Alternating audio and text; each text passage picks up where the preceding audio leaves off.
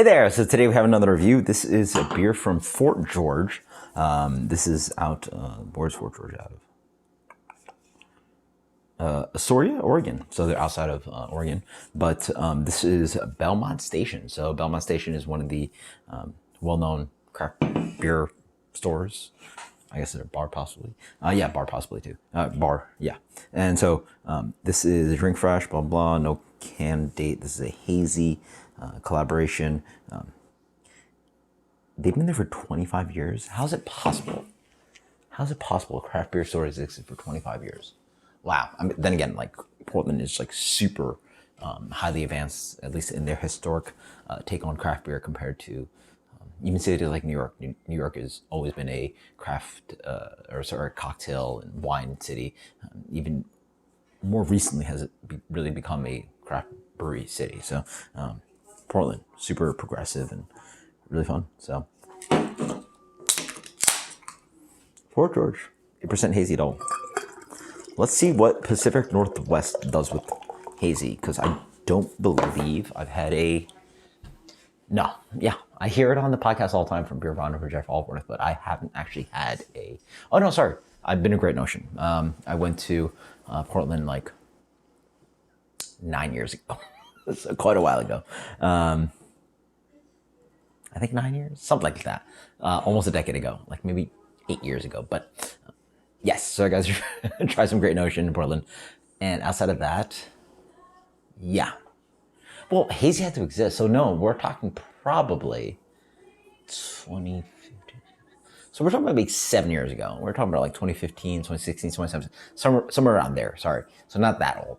I was definitely into craft beer back then. So yeah, 2016, 17, yeah. So it's been quite a while and pretty crazy. Let's dig into this.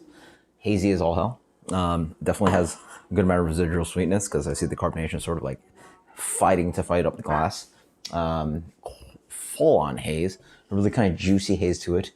Deep gold color with a lot of orange hue to it, like almost like I said fruit add to it, but yeah, it smells okay.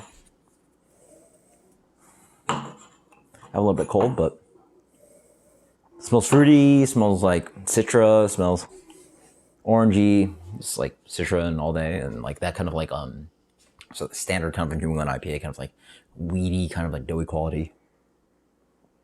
I have chilled this a little far. Yeah, I have no clue how old this can is, but it's nice and clean, but nothing like popping for me. It's like okay. It's like a big creamy hop bomb, or not hop bomb, but like big creamy wheat ale with some hops to it. Fun things about it is that it doesn't have any kind of like noticeable like polyphenol dryness to it. It has a little bit of like light chalkiness.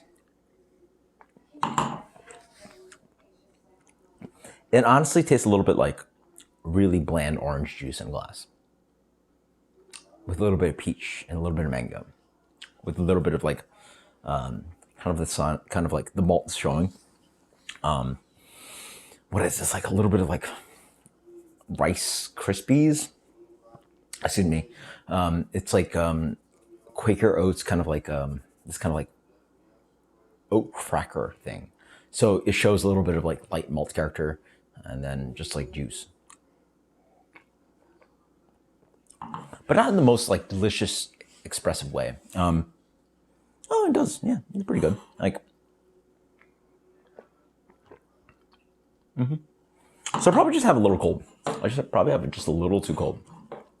As I drink it more, I get more like guava tones.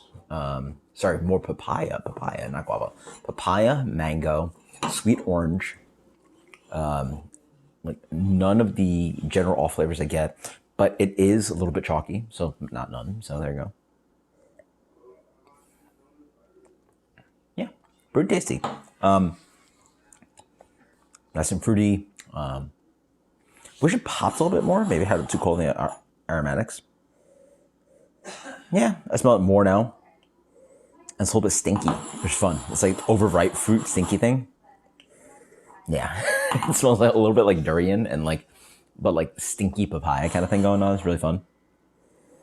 Ew, it's nasty.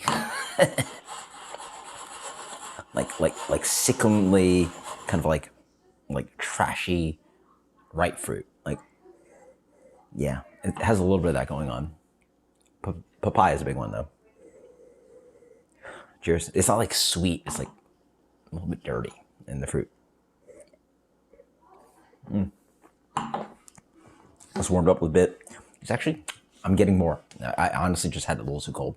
I was a little bit ambitious and tried to like chill things down a little fridge in the freezer a little bit before moving into the fridge, and probably had it just like sitting at like 35 versus like a hazy. You should probably have it like,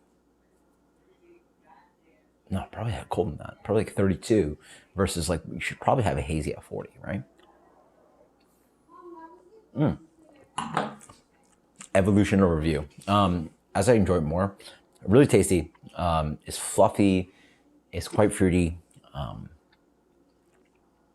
I'm getting expressed with more and more fruits. I'm getting more kind of like sweet, ripe oranges, mangoes, ripe cantaloupe, papaya for days. And then it just has a little bit of like this kind of like that malt character I was talking about, that kind of like wheat oat thing that they use. Really drinkable, yeah.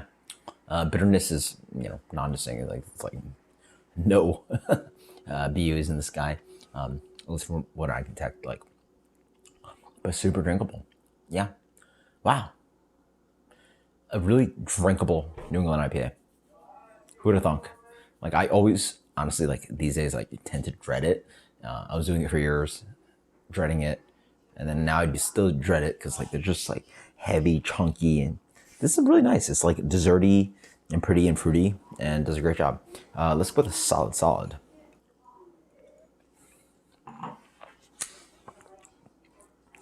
It's not gonna blow your face off, but it's really, really, really, really tasty. It's on that drinkable side of what Rolling Table Tuba Solo did for a New England IPA. I really appreciate that kind of like take on New England IPA, where it's like not always super expressive and sexy, but has all these like really wonderful fruit flavors that makes it really tasty, and without those all flavors I talk about. So let's go solid right there. Let's go solid 94. This is Belmont Station from Fort George. Tasty Hazy Double IPA. Super drinkable. Highly recommend. Until next time, guys. Cheers later.